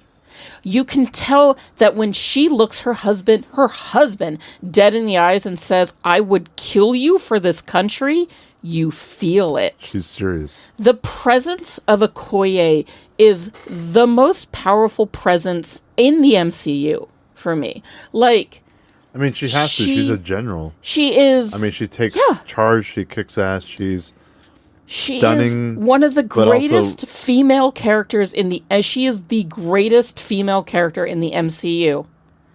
In my very humble opinion. I mean, it's between her and Lupita, I think, as the greatest characters. It's Okoye. Okoye has definitely been on screen longer. Not only has she been on screen longer, but as much as I love Nakia, Okoye is the better character.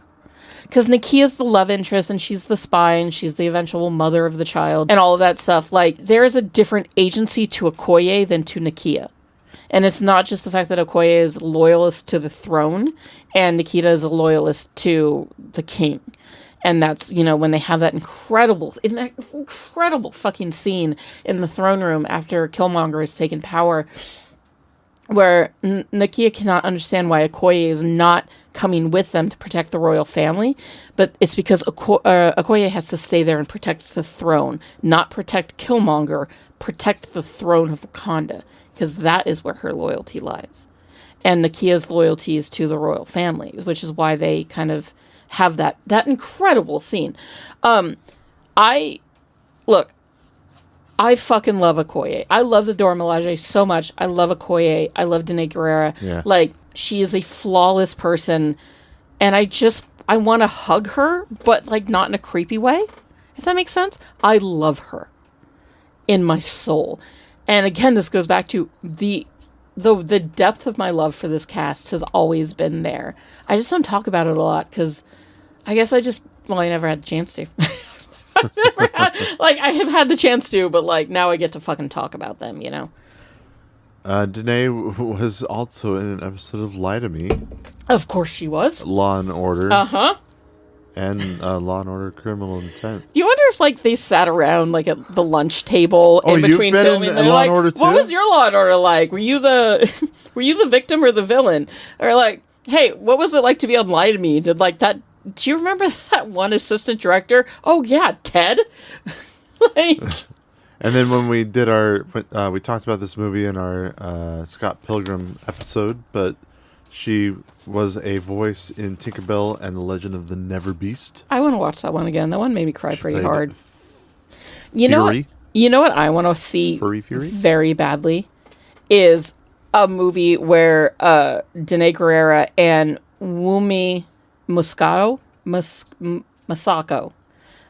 from Sinners and Loki. Oh, yes. I want a movie where they are enemies, but enemies in the way that, like, the two dudes were in heat, where they begrudgingly respect and appreciate each other, but they also have to kill one another. I want a movie where those two are, like, on the different sides of a war, and I would watch that so much. God, that'd be a great fucking... Maybe I just need to write it. Maybe you do. Yeah. Next up, we got Daniel Kaluuya, who plays Wakabi, Okoye's husband. This is the only character in this entire movie that I find to be a bit one-dimensional. There's nothing done with, like, he's really there just to be kind of the guy who betrays T'Challa. Well, essentially, like, yeah. The king is not doing what I want him to do. So I'm going to betray him and bring in this outsider, and then betray the entire kingdom. Here's the thing, though. Like, I guess I don't buy the fact that they were friends, or I don't buy the fact that he betrayed him. One of those things is out of order. Like, I get that Wakabi was upset that he was pissed that Claw killed his parents. But, like, you give your king to betray your entire... one chance. Yeah. You didn't... One chance. You didn't get it. You didn't capture him your first try? Yeah, and also, like, I'm not even going to ask you what happened. I'm just going to find out that you didn't bring him back, and I'm going to be pissed. I'm sorry, if T'Challa was like, I captured him, I almost killed him. But that guy you're standing next to is the guy that fucking... Yeah, that brought him to me in the first place. Like, but, he's setting us up. Yeah, but no, it was like, I brought the guy to justice. I almost killed him, but didn't because I would have been caught on camera doing so. And then he was able to be... And then this motherfucker that you're standing to broke him out of jail and out of my custody. But, like, he's just like, oh, you didn't bring him home? Fuck you. Nothing against Daniel Kaluuya or his acting. I really liked his... I mean, I can't say I really liked his character. I actually didn't. He's the one-dimensional character in the story.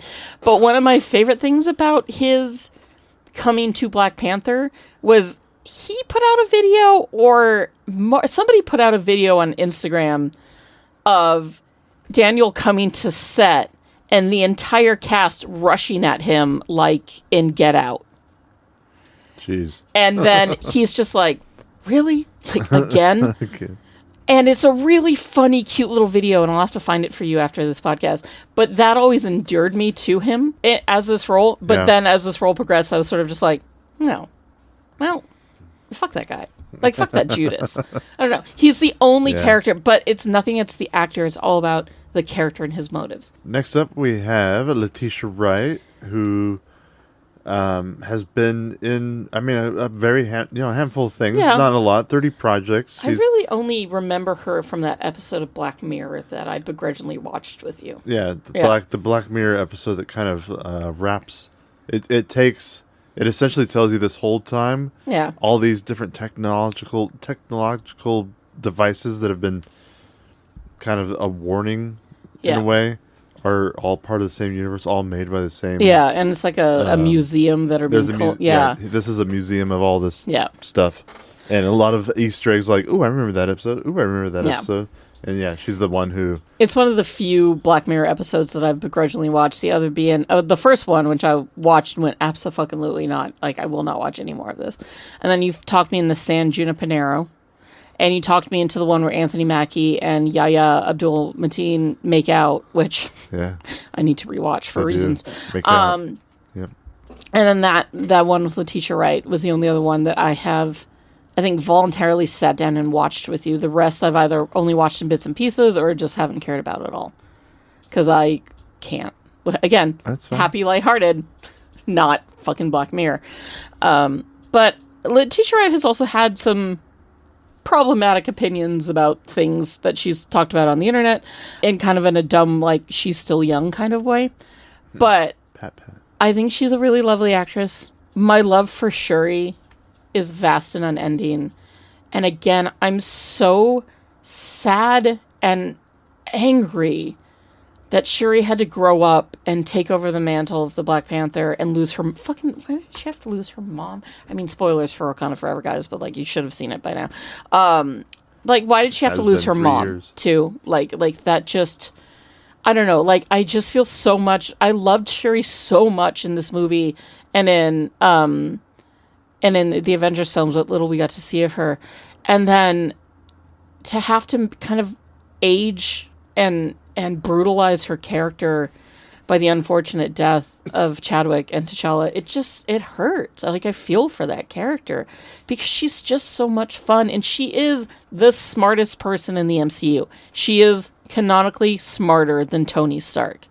And the fact that we have not gotten a scene where Letitia Wright and Peter Parker nerd out with each other in excited, same-age voices and, like, mindsets is a goddamn travesty. That's all the internet wants. I've seen so many cute, like, fan arts about these two meeting and how fucking cute they would be just being bros, like science bros, the way that, like, Tony and Bruce are. Like, I want it. Maybe we'll get a chance in the next fucking Avengers film and we'd fucking better. Because, like, come on, guys. Like, give us some joy that is Shuri and Peter Parker just being in the same room together and not at a funeral. Well, next we have Winston Duke. Break my back. I'm almost positive I've talked about this on the other two podcasts, but there is Winston Duke read thirst tweets for like BuzzFeed or something, and one of them was M'Baku could break my back. M'Baku could blow my back out if he wanted to. I'd eat Winston Duke's ass like an almond joy. I want to cook him breakfast, and I hate cooking. Wow. Well, is this gonna make it on air? Whoa! And the face that he made and the way that he blushed when he read that. And so I can never not think of that when I think of Winston Duke. Wow. Every time I see Winston Duke, I'm like, what do you think the first project Winston Duke worked on? Worked on? Yeah, like what project do you think he, as an actor, what do you think he did first thing? Was it Law and Order? It was Law and Order. Law and Order SVU. Ugh. Still counts. Still counts. He was in a Law and Order, and that still counts. And he was in 7 episodes of Person of Interest. Do you remember Person of Interest? Person of Interest, wasn't that the show with Ben from Lost and Jim Caviezel? Yeah, Jim Caviezel and Michael Emerson. Yes. I watched like the first season of that because I have a weird crush on Michael Emerson, and for a second there on Jim Caviezel, but that's gone now. Yeah, that dried up real quick. So dry, and it's never getting wet again. Jim Caviezel. Jim. I remember that. I don't know why I didn't watch more of that show. I just didn't. Yeah, and then he was in like 3 episodes of Modern Family, and then all of a sudden he becomes M'Baku, which just takes one good audition. One good audition and those thighs. And those, oh my god. Oh, he is so fucking hot. But then he was in one of the rare actors that you and I would share. Share? Yeah. Why not? Yeah. He was also in, obviously he was in Avengers Infinity War when Thanos' army. E-Bombay! And then the following year he was in Us. Yeah. Which is... his part in Us I really, really like because, you see him as... Because we all mostly know him as M'Baku. Mm-hmm. And when you see him in Us... as kind of like a dork. He's just a dorky dad. Yeah. And you love him, and then he turns into, I gotta protect my family dad. Yeah. And then and then he gets to also play his evil twin. Mm-hmm. He has an evil twin, which... so you get to see him do both parts, and neither part is anything near M'Baku. So it was fun seeing that. It was fun. It's nice knowing that Winston Duke has range. Yeah, and I can't wait to see him in more stuff. I mean, he was in that terrible Marky Mark movie with Eliza Schlesinger based on the TV show. Was that Spencer Confidential? Yeah, that movie was kind of stupid fun, but stupid. I mean, he was in The Fall Guy. Yeah, he was great in The Fall Guy. He was. I want to watch The Fall Guy again. That's a fun film. It was a fun, dumb... It was a fun, dumb action Like, throw film. some popcorn in your mouth. Yeah. Just sit back The and fact just that turn your those brain off. types of and- movies are dying makes me sad because those like They're fun, the dumb, fun, awful, awesome dumb- movies are my favorite types of The movies. action. If you guys haven't seen The Fall Guy, Yeah. It's not- action, it's you're not comedy, gonna be it's blown away. romance. You're not going to No. be blown away by like the story or But you the will be blown away by the stunts. stunts. It's a movie about stuntmen. Yeah. And love. Yeah. And it's But stuntmen, like the fact that they went through their world tour when they Yeah. were touring the movie, that they brought stuntmen with them to Yeah. do stunts on the red carpet. It's great. It's I love. great, yeah. I mean, the movie was directed by a stuntman, so and Winston Duke was great in it. One of my favorite little factoids about Winston Duke and Lupita Nyong'o were that they went to acting school together and were friends, and they saw the Avengers together oh man, and walked out of the theater like both daydreaming to each other about what it'd be like if they would get to be in a movie like that one day. And they got like, is that just not the sweetest fucking thing? Isn't that just not so wholesome? Like, and their friendship is very sweet and pure, and I love that story. Next, we've got Sterling K. Brown, who, I mean, I love Sterling K. Yeah, Brown. he's great. He plays Njobu. He's the uncle to T'Challa, the brother of the king, The father to the father of Eric Killmonger. yeah. And great job. Like too short of a Yeah. part. I'm glad that he's in this movie, but I wish we got him as a different part in the MCU because he's such a good actor that I wish he was in it more. But at the same time, that goddamn This Is Us show makes me so irrationally angry that I almost kind of hate everybody that was on it. Oh, is he in that? Yes. Oh, see, I don't know, so I don't care. But I still, like, there's always a moment where I see Sterling K. Brown and I'm immediately just like, oh, fucking this guy again? Like, he's everywhere. And then, like, that But then moment, you watch but him that act moment's and like, you're just like, half oh, yeah, a that's second why I long. like And then him. I'm like, oh, yes. For instance, his episode of Brooklyn Nine-Nine, which is the bottle episode where Jake and Captain Holt are trying to break Sterling K. Brown. Oh, yeah. And get Sterling him K. to Brown's admit great in that. that he murdered someone. Right. That is one of the best episodes of Brooklyn Nine-Nine, and a stellar performance from all three of those men. That might be the best that Andy Samberg has ever acted, is in that episode. Like, And you know what? I fucking love Sterling K. Brown's role in Frozen 2. He plays the head of the King's Guard that gets lost in the fucking frozen wastelands up north. And I think he's great as that character, and he's very cute and charming. Well, Sterling K. Brown was not in Law and Order. But he does have an episode of ER, an There you episode of NYPD Blue. Oh, that's kind of that's the other channel's Law and Order, though. It is. Yeah. Third Watch, of course. Fucking of 9 course. episodes. Yeah. Oh. Jag, Boston, Jag. Boston Legal. So he was on the CBS side of things. He was on the CBS Fox side of things, whereas everybody else has kind of been on the NBC, ABC side of things. But then This Is Us came along, and that was on NBC. He was also in 6 episodes of Person of Interest. Fuck. And NCIS. Do I need to watch Person of and Interest? Castle. Yeah. I love that all these guys have this in common. I think that's great. That's how a lot of these actors get I know, started. and that's just it, because this is a particular generation of actors, right? All of these people are like early 30s to late 40s. They're roughly our age. And that's what, as a young actor, that's what you did. It Just is what like you in the did as a 80s, young you were on actor. like fucking Saying Elsewhere. The thing that or- worries me, What? and I'd have to watch these episodes, at being black actors in a Law and Order episode, what character are you playing? No, they are not playing good characters.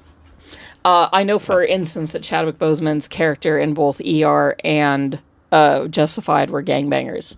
And again, Hollywood racism, but that was where the roles gotta were. Start somewhere. And I mean, much like, Latin American actors being the heartthrob, But I'm or glad that also the sex criminal in I'm SVU. glad that this is changing. I think 30 Rock made a joke about how its character Twofer, which in itself is a bit racist, but Twofer had watched saw a commercial with a black burglar and had seen an episode of Law and Order with a white judge, and he was like, "What's happening?"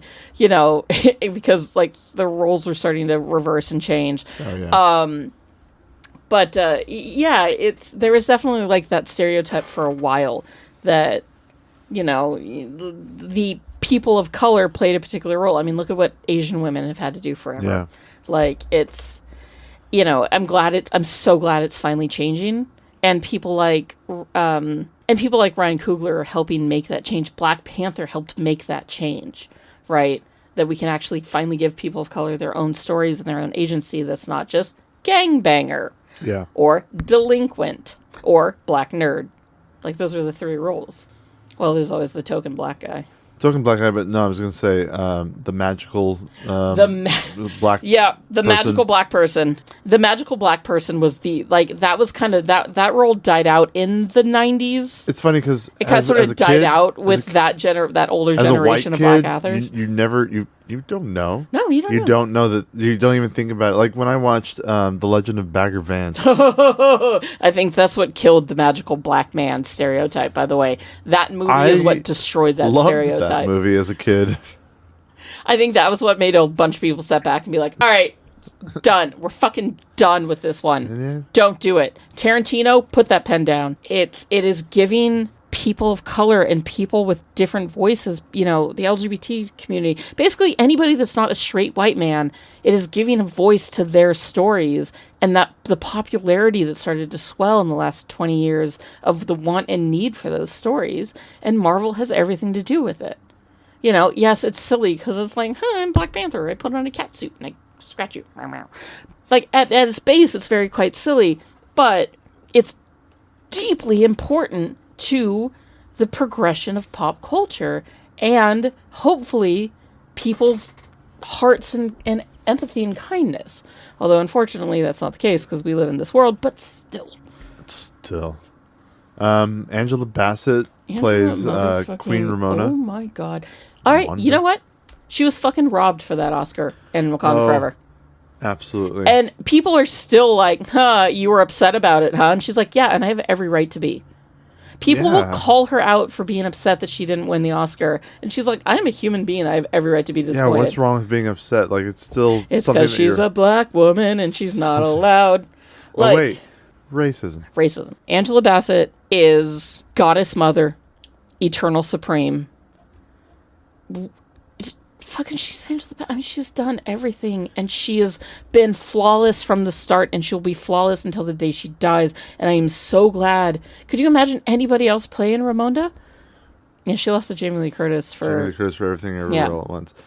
Man, Which, Everything Everywhere All at Once really just swept that year. Yeah. And as much as I love Jamie Lee Curtis, she had nothing on Angela Bassett in Wakanda Forever. Yeah, Wakanda Forever. Like, that Angela Bassett speech she gives where she talks about losing her children. There's nothing Jamie Lee Curtis... Unfortunately, there's nothing Jamie Lee Curtis does in Everything Everywhere All at Once that matches Angela Bassett. No. And she was great in that film. She was. But fucking Angela Bassett was robbed. But, you know... It's probably because nobody watched Black Panther, Wakanda Forever. Yeah, they didn't. They were just like, now that we know that they haven't had to watch them. Yeah, they probably watched Everything Everywhere All at Once, and maybe The Whale and The Banshees of Inisherin. Yeah, they just watched the ones that they were like, oh yeah, and that was it. And they're just like, or they're like, their assistant watched them all and gave Jamie them Lee Curtis. Yeah, Jamie Lee Curtis is gonna win. You may as well just vote for her. I like her better than the Asian lady in The Whale, so sure she wins. That's probably how that went. Yep. I didn't see Black Panther, so... yeah, racism still exists even in... Racism and laziness. Oh, yeah, of course it does. Because, I don't think we have the time to go through her filmography, but she is perfect in every conceivable way. Like, I just recently watched Contact. She's fucking great in Contact. She's great in Contact. Contact's a great goddamn film. It is. I love Everybody's that movie great in Contact. so much. But also, I've always wanted to watch her play Tina Turner in that biopic, and I've never seen it, and so maybe we could put that on the next season. But I mean, like, who's ever... Like, she's killing it right now over on that fucking 911 series that exists. And you know who's obsessed with that? Is our oldest child. Our oldest child loves that 911 show. And she's over there killing it on it. I've heard incredible things about the movie, the What's Love Got to Do with It. That's the one. Waiting to Exhale and how Stella got her groove back. I never watched those movies because they came out when I was too young and those weren't movies for me. But I would absolutely watch them now as an older woman who appreciates a story about an African American woman or just anybody else. Like, I actually think I need to watch those two. I've seen Boys in the Hood and I've seen Malcolm X, but I don't remember her specific characters. I've seen Boys in the Hood. I have not seen Malcolm X. You know, she's been in a lot of Mission Impossible films. For God's sake, she was in Green Lantern. Yikes.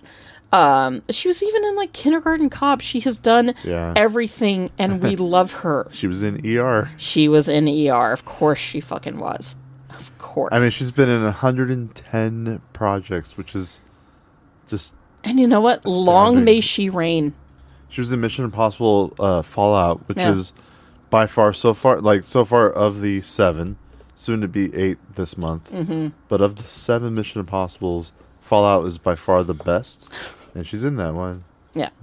Yeah. Angela Bassett is a goddess supreme forever. I mean, Forrest Whitaker is in this movie. Forrest Whitaker. I mean, great. You know what? It was fun seeing... Let's save Forrest Whitaker for when we talk about Andor. We'll really nerd out on Forrest Whitaker for Andor. Because, and Forrest Whitaker, we love you. You know what cracks me up and that I'm just, shocked by? So, Forrest Whitaker plays Zuri in this film, an older man. And in a flashback, that same character is played by an actor named Denzel Whitaker. They look alike. They are not related. They look alike. They have the same last name. They are not related. Denzel Whitaker is not related to Forrest Whitaker, even though he should be. That should be his son. Okay. Because the actor who plays a young T'Chaka, whose name is Atondwa Kani, and I'm sure I'm mispronouncing that, and I do apologize, is the son of John Kani, who plays older T'Chaka. Right? Like, when you see younger T'Chaka, that's John Connie's son playing that character. So I always thought that they also got Forrest Whitaker's son to play his younger character because of the last name, but it's not. Forrest Whitaker, we love you. We will blow you really hard when we talk about Rogue One. Jeez. Yeah. Promises. I want to shout out John Canny, who plays T'Chaka. John Canny is... the older T'Chaka in the couple scenes that we get. To speak in his native tongue, Zoshu? Which I think I'm mispronouncing. I don't know what's positive mispronouncing. You're wrong. Most obviously. But the language that the Wakandans speak is a language of Africa, and that is John Connie's native language. So he gets to speak it on screen in a Marvel movie, which is really beautiful. Of course, he was also in Civil War. The presence of T'Chaka is a very strong one. Like, when you meet him in Civil War, you're like, oh my God, like, this man is king. Like, absolutely. Because he's just got this incredible regal presence. And his relationship, his chemistry with T'Challa is so instant that you feel like, yes, these two men are father and son. And then he dies in Civil War, and that's why T'Challa becomes king. Yeah. And then the flashback scenes, the two that we get, they're both so fucking good. John Connie is so fucking good in this role. I know he's a consummate character actor. I will always think of him as T'Chaka. And then a couple of our token white guys. You mean Tolkien white guys? Hey! The joke had to be made legally. If I hadn't made it, we would have paid a fine. A couple of white guys who have been in Tolkien. I mean, the same Tolkien thing. The same? Yeah, because Andy Serkis not only was in The Hobbit as Gollum, but he also was like the other director of those 3 movies. Was he? Yeah. Was he? It was like Peter Jackson on like the main sort of thing, and then like Andy Serkis was the second unit director. Yeah. Oh, is that how he got so okay at directing? He's a pretty good director. He's an okay director. He's all right. I don't know. Really made a lot, and I haven't, I guess, paid attention much to his directing projects. I did not care for his Jungle Book movie. I mean, nobody cared for John his Jungle Book Favreau movie. made the better Yeah. Jungle Book movie. But you know, Martin Freeman and Andy Serkis, Bilbo and in the middle Smeagol. of the earth in the land of Bilbo Baggins is only 3 feet tall. I have loved Martin Freeman since I saw him in Love Actually. I was just gonna say Love Actually. And then I loved him even more after seeing him in Hitchhiker's Guide. Sure, yeah. And then from then on, anytime I saw Martin Freeman, I was happy. I have not watched The British Office because it's a little too dry British humor for me. I mean, Sherlock you were really into. But I was about to say fucking Sherlock, especially the first 2 seasons of Sherlock. Honestly, they should have ended it there. The 3rd season was fun and fan servicey, and I did not watch the 4th season because apparently it sucked. And so I was like, well, we're just not going to. Again, if I find out that the ending is terrible and hated, I'm likely not going to watch it. But I would go back right now and watch the 1st episode and the 3rd episode of Sherlock season 1 because they are brilliant. His chemistry with Benedict Cumberbatch, and I think they hate each other in real life, which is such a bummer. But their chemistry is so goddamn good that I have read fan fiction about them fucking. And I do not regret admitting that to the internet at large. Because that version... If you're comfortable with it, then... That version of Holmes and Watson were fucking, and I just can't believe they never made that canon. Like, come the fuck on, guys. Fucking Moffat. Oh, fucking cinema. Ugh. Anyways, I love Martin Freeman very much, and he's a cute little face, and I remember seeing Everett Ross because I adore Everett Ross. He is so smart. He is commanding. Like, you can see why he has the job that he has, right? Like, the man is 4'0" and he's standing up to Captain America with authority.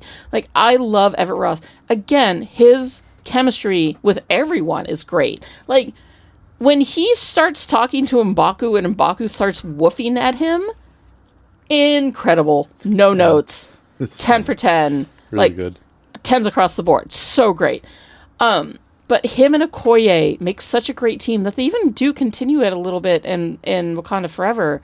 But I would watch a buddy movie of those 2 characters because they're so fucking good. When he is like, does she speak English? And she's like, when I want to. Ah! That was so good. Life-giving. He's used to that kind of female energy since he was married. He was married to Allegra de Fontaine, whatever her fucking name is. Yeah, Julia Louis-Dreyfus. Yeah. Yeah, I really should watch Wakanda Forever again. But I think the last time we saw Everett Ross was in Secret Invasion. Yeah. And he turned out to be a Skrull. And I don't know which version of that actual Everett Ross is there. So I'm just ignoring that because I hate the Skrulls. Like, I love them. I hate the whole idea of bringing them into the MCU. Yeah. Because they just don't make... It makes like, sense it makes sense in Captain Marvel. In Captain Marvel back in the 90s. But not for them to be on Earth. Like, okay, that was fun. Now just... like, don't fucking tell me that... And I know that they're heading towards Secret Wars, and we'll see how they end up doing that. Like, don't fucking tell me that whole time, like, Cap was a Skrull. Like, fuck you. Yeah. Like, just fuck you. It's just gonna ruin. It's gonna ruin some of my favorite characters. It's gonna and ruin some the of my first favorite movies. 10 years of the just MCU. like I don't know when Rhodey isn't a Skrull. Is he a Skrull in Endgame? Because it implies that he is, and that makes me really sad. Yeah. Because I don't want that Rhodey to be a... Anyways, I love you, Everett K. Ross and Martin Freeman so much. Andy Serkis as Ulysses Claw. I almost desperately wish that Claw didn't die in this film because he would have been such a fun just pop-up villain. He is a fun pop-up villain, and I think that's why they brought him back for What If, just to have him out a little more. He would have had so much fun if you were just like, fucking Claw's in this new Captain America movie. Isn't that goofy? Like, his character is so much fun, and I understand why they killed him off and the reasonings behind it, but like, I'm sad that they did because, man, what a waste of Andy Serkis. Same with you, Star Wars. You've wasted him twice. Yeah, but he was so memorable in Star Wars. He was so memorable in Andor, but I'm so sad that we'll never see that character again. Spoilers. I even had today at work a character was like, "Oh, I've seen Andor. I remember." Or so she was like, "I've seen A customer? No, it was a coworker. She was like, oh, I've seen clips of Andor, like that guy that was like, I can't swim," and I was like, "Oh my god!" I was like, "You need to watch it to understand." But like, I immediately had this visceral reaction. I love Andy Serkis. I love those Planet of the Apes movies, which is insane. Caesar's amazing. I've talked about it before. The motion capture on that character is amazing. I can't believe he didn't get nominated for an actor for one of those movies. And I can't believe that I like those movies because there's no reasonable version of this existence where I'm like, you know what? Yes, Planet of the Apes. Because, like, really? Yeah, give the planet back to them. They Yes. deserve it. At this point, please take them. We spoiled I will everything. be your mute cook forever. Like, just don't be mean to me. That's all I ask. Yeah. So let me stay with my husband and my kids, and I'll cook food for you forever. So just like chill. But he is so. Those movies are so good, and Andy Serkis is so fucking good and realistic as Caesar. Yes, Gollum is incredible. Yes, Claw is incredible. We did not like that Christmas Carol, but what are you gonna do? But fucking. Those Planet of the Apes movies were something else. And I really liked Ulysses Claw, and I'm really sad that he's gone, because it would have been fun to see him pop up more. One final person that I would like to talk about in this very, very long cast is Florence Kasumba, who plays the character Io. We first meet her in Civil War. Move, or you will be moved. Just stunning. I think she's a model, or originally was a model before she got into acting. But then seeing her in Falcon and the Winter Soldier and her relationship with Bucky is my everything. The way that I want to watch Ross and Okoye do like a cross-country like buddy cop movie, I want to watch Ao and Bucky do like a spy thriller buddy comedy. Like, I love their chemistry together. I love that character. She has such presence. And she ends up becoming... She's the second in command of the Dora Milaje, and then she ends up becoming the head of the Dora Milaje. And her presence is just as strong and just as terrifying as Okoye. Like, and watching them together... kill me, mommy. I love them so much. So I grew up in the vicinity of some pretty solid racists. In the 90s, you know, going to a public school system that taught me that, like, slavery was bad, and we won the war with Japan by dropping a bomb on them, and nothing about what happened to them afterwards. All of this to say, I grew up as a pretty ignorant white woman. And how I started to learn about and appreciate other cultures was through their pop culture, right? Finding shows, finding songs, finding movies and actors that I was like, oh, you know, like, I don't know what this person in my life is, you know, being so angry about. I think Jesse L. Martin is beautiful, right? Like, I was told I wasn't allowed to ever even consider finding a black man attractive, but here I am as a young kid watching Jesse L. Martin in The X-Files being like, oh boy, yikes, you know. So my introduction to the appreciation and respect and sort of anti-racist views that I've grown to have is through art, right? I knew nothing about how Japan handled the fallout of the 2 atomic bombs, but I've seen Godzilla -1, and it taught me a lesson that I didn't realize that I didn't know, right? Which, you know, because all of a sudden you're like, oh, Godzilla is, you know, an analogy for the nuclear bombs, and then you watch these movies and you see it through that different light and you go, oh shit, right? Like, he's not just a giant monster who's attacking buildings. It's something cultural and significant. You know, I've learned so much about Hispanic culture through its food, through my love of its music, through my love of its art, through Coco, through Frida, through, you know, even kind of like dumb shit like Gabriel Iglesias and you know, like other comedians and musicians out there that teach you something. I have some family members who are acclaimed African American artists, and their particular art is very, very heavy in, you know, not only like racism and the stereotypes around that for both black people and white people, but also through the power and the glory that is, you know, the African American woman and her figure, right? And that's taught me things. And then Black Panther comes along and teaches me kind of the glory and the beauty of the sub-Saharan African, you know, area and its culture. I mean, like, the fact that we've learned so much about the different tribes of Africa just through the different tribes of Wakanda. You know, you've got the people with the plate in their lip. You've got the people with the rings around their neck. You know, you learn about another culture through art. If you're open enough to receive the message that artists are trying to tell you about their culture, then you learn a new appreciation for them and then a love for them. And that love takes over whatever hate was told to you as a child about these people, right? Like, I knew nothing about the Tulsa Massacre. You knew nothing about the Tulsa Massacre. And we watched that first episode of Watchmen with our jaws on the floor. And then we were like, oh, this happened for real? And we researched it. And we learned about it. Because our schools were never going to tell us that shit. They were never going to tell us that a bunch of awful fucking white people destroyed an entire town of wealthy black affluence because of fucking stupid ass racism. But we learned that through pop culture.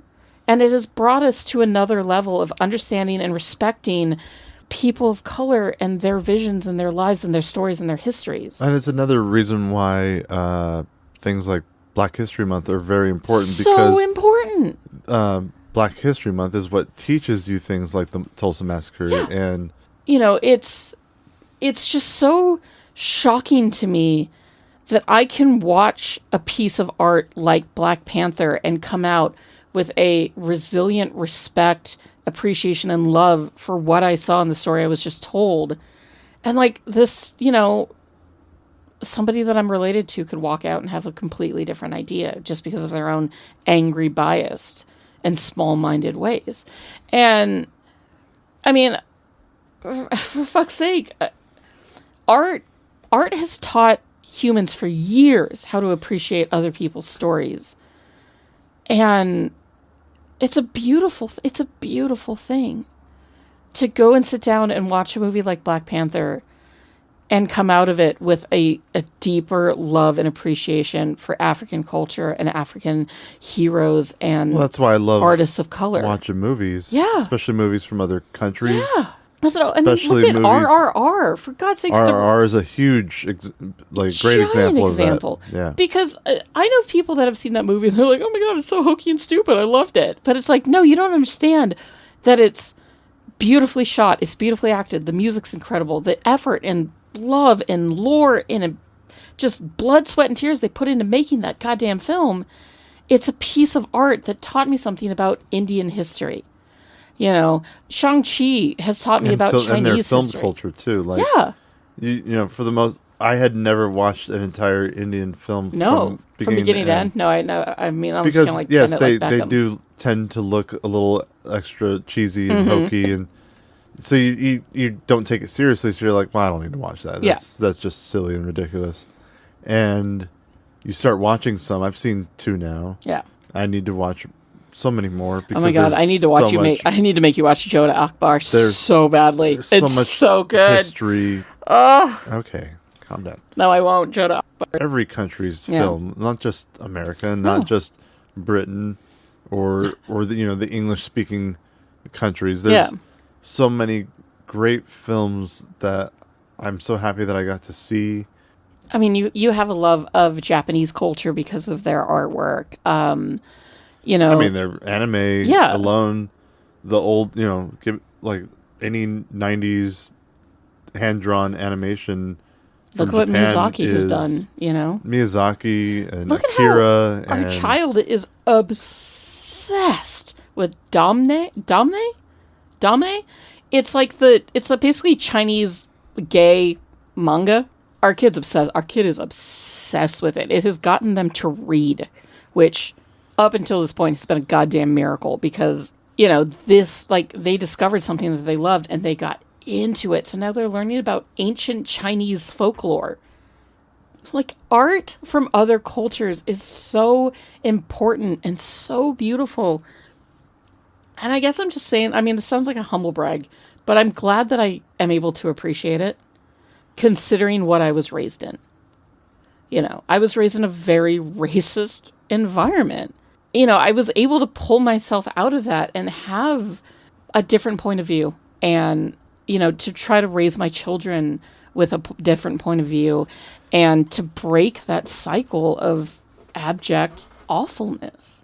It has everything to do with the artwork, with the art, and by art, I mean movies, TV, books, you know, song, all of it. Art. All of its forms. Yeah. Art can change this world for the better.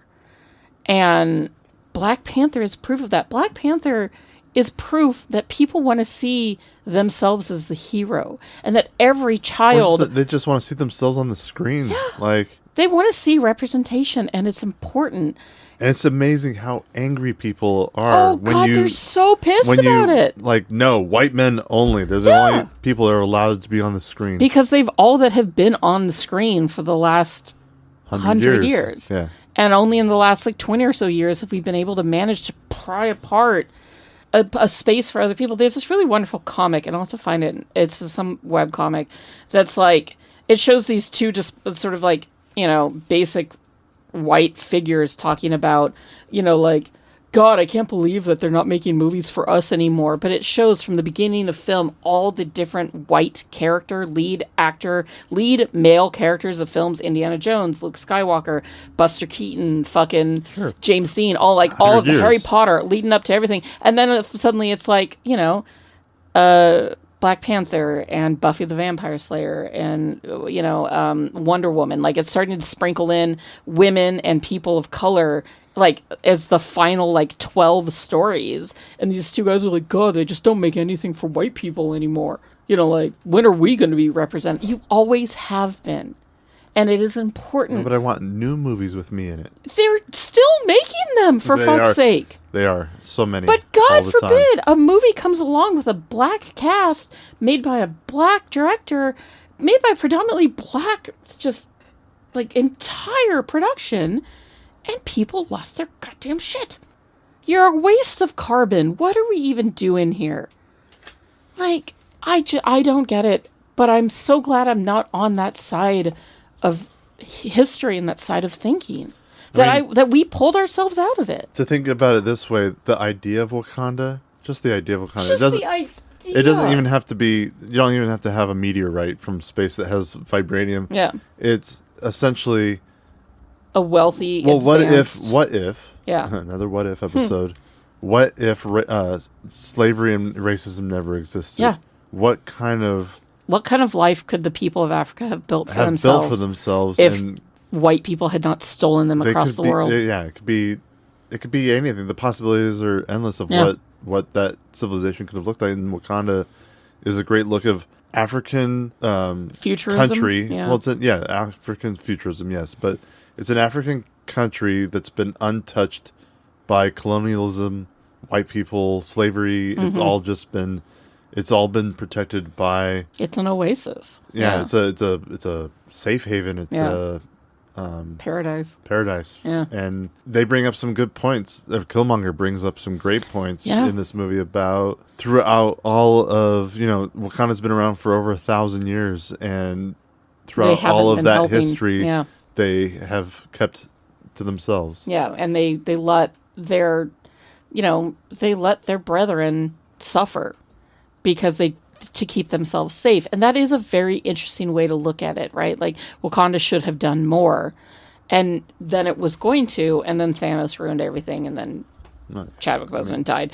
It went in a different direction, which sucks. I'm actually kind of angry about the idea that, like, if Thanos hadn't come along, I think that the 616 universe would be in a better place because of Wakanda's outreach. But I feel like fucking Thanos came along and ruined everything. And now we're back to, like, oh, Wakandas are the bad guys that are hiding all this vibranium. the joy and the hope and the idea of the future of what Wakanda could have given to the world and given to other Black people across this planet is such a beautiful thing. And I'm sad we didn't get to see it, because I also think it's just as important to show, you know, people of color thriving and doing good in this world. But, you know, the story went where it went. And it's a bummer, but like the story went where it went, and it doesn't change anything for me, because I can always watch this movie and feel a sense of that joy and that hope. Do you think that Killmonger has the best villain death in the MCU? The best villain death? Yeah. No. Really? What do you mean best? Like coolest? Like not cool. That was a cool way to die, dude. No. What do you mean best? I mean best as in that last line. Does he have the most memorable death of all? I don't even think he has a memorable death. Really? I think the MCU screwed. I think that movie, the third act, falls apart for me. Yeah. And that includes his death. I don't think he should have died in the first place. But that line about how... Oh, it's a beautiful line. I mean, that's a very important scene. You know, throw me in the water with my ancestors. With my ancestors. Yeah. No, it's a beautiful scene, but it's not a memorable moment that... Oh, like, God, that moment sticks with me. There are so many other... Like, yes, it's a memorable moment, but it's... Like, and it's a memorable line. Like, it's a touching moment. Yeah. I should say touching. It's a very touching moment. It's a very real moment. Once again, you absolutely believe that Killmonger had the right idea as far as what... The right idea, wrong execution. Yeah. Yeah. I don't think him living would have done anything for the story. There's just so many other, like, moments in the MCU that are just kind of... Like villain deaths? Yeah, like Thanos was an amazing villain death. Loki has a few. None of Loki's matter anymore, though. Like, let's be real honest here. Like, none of Loki's technically, there's only one Loki now, because they've all merged into one. Well, and now he lives outside of time. Oh, I love him so much. But I don't know. What are some other villain deaths? I'm thinking about, like, you know, Adrian. Not Toomes. Was that what his name is? What's his face from Iron Man 3, or any of the Iron Man villains that have died, or like Red Skull. I mean, or MCU's had a problem with its villains. Yeah, it always kind of kills off the villains instead of it kills them off, and I've always liked it when they keep them around. What were they gonna do with Killmonger? He is not the type of character that you cage. I know. Not only would he not allow it. It was just when you look back at it, you're just like, damn that. What if he came back? He kind of did. I think Michael B. Jordan got to do some episodes of What If as well. Well, yeah, and he also was. There's a scene where he is in Black Panther: Wakanda Forever. I personally really like, because I love when he gets stabbed and he tells T'Challa, "Hell of a move," right? And then when he gets to see Wakanda at sunset, you know, the fact that he even says, like, "Imagine a little kid from Oakland believing in fairy tales." Does that line not fuck you up? No, it's a absolutely great line. I will say, though, my favorite part of the third act is Ross and the airplane. Yes. Yeah, because everything else is kind of bad CGI. And I never really understood the Wakandan fight. Like, were they killing each other? Are they just knocking each other out? Like... Well, there's no blood. Yeah, the rhinos are kind of unnecessary. You never see... Yeah, the rhinos don't... They just kind of knock people around. Mm-hmm. Yeah, it's like in Civil War where they're like... where Hawkeye's like... they admit that they're pulling punches. Pulling punches, yeah. Depends on how hard you hit me. Yeah. But I don't know. I still love it. Like, the fight with the Dora Milaje and Killmonger is pretty great, too. That's great. It's more once Black Panther and Killmonger go down to the bottom of the... Yeah, that's some rough CG. It's a choice, but it's also like the marvel of it all, right? Like, here's this incredible story, but then they have to be like, oh, wait, no. Marvel has to have its say. We got to throw in our big CG money. Yeah. Cum fest. So at the beginning, they talk about vibranium being the strongest substance in the universe. Mm-hmm. Universe is what the movie said. Yeah. However, in Captain America: Brave New World, they name check the adamantium from the Celestial as being the stronger than vibranium. Well, they don't know about adamantium up to that point. Then how do they know? How can they make a claim it's the strongest substance in the universe if they don't know every substance in the universe. It's sort of the same way that most of your average little coffee houses will proclaim that they have the world's best coffee. Best coffee. So, I mean, it was wasn't that was Forrest Whitaker doing the narration at the beginning, right? No, it's Sterling K. Brown's doing it, and a young Eric Killmonger. Oh, that's right. He's talking to him. That's okay. I was trying to remember, like, who, yeah. So it wasn't like somebody, wasn't like the Watcher. No, like if the Watcher was saying it. Oh, fucking the Watcher. Oh God, do I love that fucking character. Jesus Christ, do I love that actor too. I mean, tonight as we speak. Yeah. He's in another episode of fucking we're still behind on The Last of Us. Good old Jeffrey Wright. Yeah. Wakanda tech is so cool. Like both movies, or I mean, even the Avenger movies, they show off some tech, and I wish we could see more of their city up close. I wish we could see more of life in that city. That first view of Wakanda when they're flying in and they go through the goddamn pretty the force field mirage thing.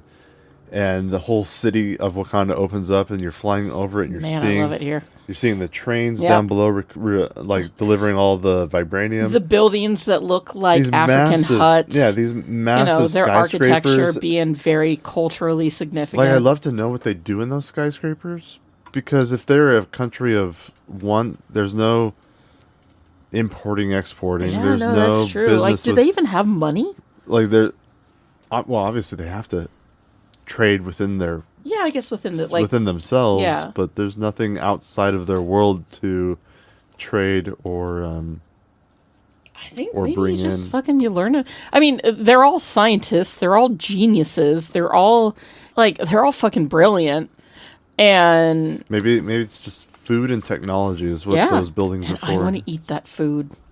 Can you imagine how good fucking Wakandan street food is? I'm sure there's some great food in that country. God damn it. And see, a country I would love to go visit, but I wouldn't be allowed in. And I'm okay with that. I respect that. But I would love to see. Well, maybe Disney will make a Wakanda. Could you imagine if they made a Wakanda land? I'd go see it. Oh, absolutely. In a heartbeat. Absolutely. Yeah. Especially if it brought in those colors and those. I know that they have in California Adventureland, the Dora Milaje put on a show, which fucking sign me up. I would love to see that. Yeah. Do you think that Lupita and Chadwick have any chemistry? Because I thought they had chemistry until they kiss, and then I was like, oh, where'd their chemistry go? It's weird. Like, when they first meet each other, it's a weird interaction, and then everything gets really somber because he's like, my dad died. Mm-hmm. Not the strongest chemistry. Not the strongest, no. I mean, it's not like fucking Anthony Mackie and Sebastian Stan level chemistry. But, I was watching it because I know a lot of people talk about how they don't think that those two characters have chemistry. And I'm like, no, they do. And I'm watching it. I'm like, okay, no, they do. Oh, that kiss feels very weird. I don't know. Seeing them kiss was awkward. It felt very forced. But other than that, I felt like they have pretty good friendly chemistry. I guess I'm not buying the romantic. I think he had better chemistry with Shuri. Oh God, he has such great chemistry. Those, again, going back to the family that this cast was. The fact that these actors got to get together, got to form bonds and relationships and friendships. And you can see it and you can feel it. So yeah, 1,000% do T'Challa and Shuri feel like they're siblings. And again, I'm so sad for the loss of that. Because what a fun relationship, It's great to see siblings that don't hate each other. Maybe just because I personally need that in my own life. It's great to see, how smart Shuri is and how much she fucks with her brother when she's filming him kicking the suit. Oh, God.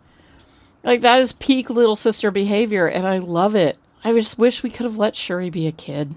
So a lot of things that happen, a lot of times in the MCU movies, action scenes are shot with a lot of editing. Mm-hmm. A lot of cuts, a lot of different, the same action scene shot over and over from different camera angles, and you just cut everything together, and it just looks like a jumbled mess. And sometimes as you're watching, you're just getting dizzy, just trying to keep track of where people are and who's fighting who. And the casino scene in this movie. Oh, it's so good. It's one of the best shot action scenes in the MCU. And everybody gets their moment. a couple of times. Like, you get to see Okoye kicking major fucking ass. You get to see Nikita kicking major fucking ass. And it's so entertaining and fast and clever. It's so clever that even in the moments they're kind of silly, like when T'Challa jumps from the ground floor up to the top level to go after Claw, that you don't even really care that it looks a little janky. I will say that one of my most favorite underrated lines in this film, because I wrote down a lot of quotes from this movie, because they're so funny. I mean, Shuri has some great fucking lines talking about another broken white boy and calling Ross colonizer. So fucking funny. But there's this moment, and it's not even acknowledged by the rest of the cast, but there's this moment where Martin Freeman as Everett Ross goes, "You guys have hover bikes?"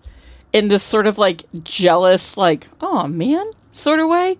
And it was so funny to me. I just love Martin Freeman so much. I love his character so much. Black Panther for me is always going to be a 5-star film. Like, yeah, the story can be weak at points and the CG is rough. I don't care, because even at its most flawed, this movie is so spectacular and so special and so well done for what it is. We've barely scratched the surface of talking about this movie too. Like, we could do a full commentary where we just talk about the scene in the British Museum where he steals back the vibranium like hammer thing. The interrogation scene between Andy Serkis and Martin Freeman, literally every single one of Okoye's presences and lines. Like, and same with Angela Bassett as Ramonda. Like, there's so much to talk about this film. But I just hope that people know that I love it with a deep, deep joy and respect and reverence and just love. I love this movie so much. And I know we didn't see this together. In fact, I remember going to see it, I think, before I had to go to work one day. Like, I went and saw this movie and then had to go to work, and I got there and was like, nobody's seen it. I need to talk about it, which is the curse of my life. But, like, I'll never forget the joy of the audience reacting to this film. And I hope I never do, because this is a great film. And on top of it all, on top of this great fucking movie, the cherry on the sundae is a teeny tiny bit of Bucky Barnes looking so goddamn hot. Because there was a little bit of that at the end. There was a little bit of fucking Bucky Barnes at the end, just looking peak fucking Bucky Barnes hot. And so, yeah, 5 stars across the board. What about you, honey? This one gets 4 for me. I gave Sinners 4.5, so this one gets 4. And that's my reasoning. I'm sticking with it. I mean, Sinners is the better movie, yes, but this one's special in a different way. The whole thing was really well done. It really was a well done movie. It deserves all of its praise and awards, and probably a few more.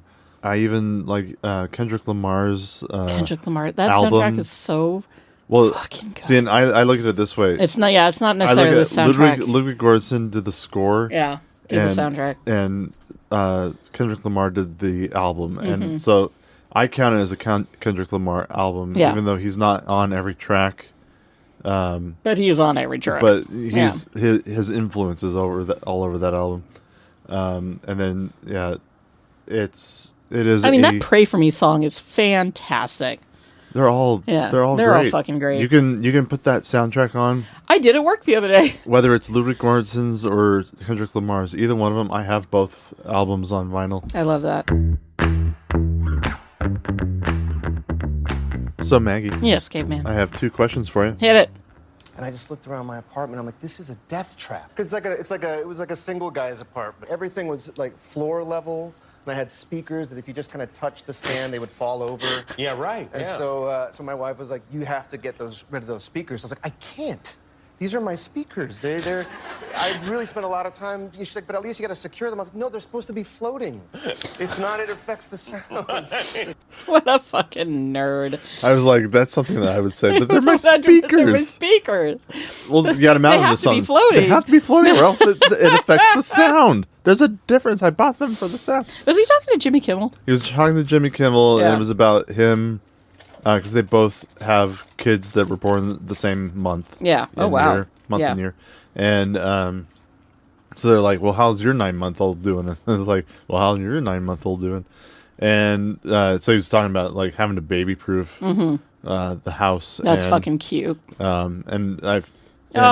Little Gene. So that was the birth. Eugene. Yeah, that was the birth of their kid, and which made his wife a mom, and hence Mother's Day. So Happy Mother's Day to Oscar Isaac's wife, and whose name I can't remember right now, but I know it. But good. Bet you know it. Gosh, good. Bet I follow her on Instagram. You just see red, and you're just no. I could never. I could be with his characters. I don't know if I could be with him as a human being, because it feels a little weird to think about it that way. Like, I view my love for Oscar Isaac not only as him as a human being that I will never be able to meet and touch, and that's for the best, but also like it's more his. Never say never. I know, God, but like, I'll daydream about being Poe Dameron's beard and not Oscar Isaac's wife. So Maggie. Yes, honey. Would the presence of Oscar Isaac have made Black Panther a better movie? No, I don't think you could have improved upon this movie for me. Like, it would have been great, but it's already it's already pretty great. And the hard part is question 2. So question 2. Yeah. Who would you have had Oscar Isaac play? I don't know if I would actually legitimately replace him with anybody. You have to. I know I have to, so I'm going to pick the safe bet, which is Everett Ross, because Oscar Isaac... He also would have been fun as Claw.